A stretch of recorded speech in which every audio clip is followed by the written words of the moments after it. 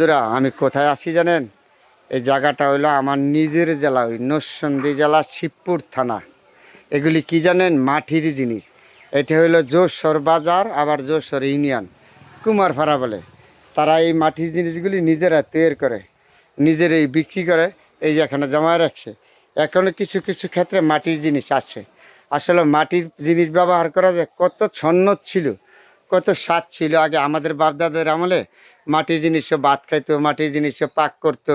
এখন ধর এরকম মাটির জিনিস নেই, মাটির জিনিস দিয়ে মুড়ি ভাজতো।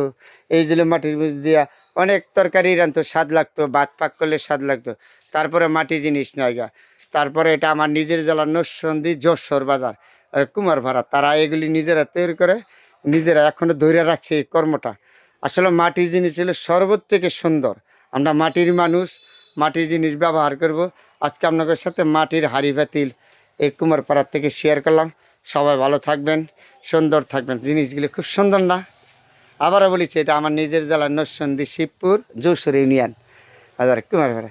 এখনও মাটি আমার বাপ দাদার আমলে আমরা খাইছি, মাটির জিনিসে বাদ দেখছি, পাক করছে, খাইছে। এখন তো মাটির জিনিস নাই, যে আমরা শহর বন্দরে চলে যাচ্ছি। তারপরে মাটির জিনিসের মান নাই, কিন্তু মাটির জিনিস আসলে কিন্তু ভালো ছিল। আমরা শিক্ষার জীবনে, ছাত্র জীবনে দেখতাম বাপদাদারা মাটির জিনিসে ভাত খেতে, আমার দাদি পাক করতো। আজকে মনে হইলো ইতিহাসটা আপনাদের সাথে দেখালাম।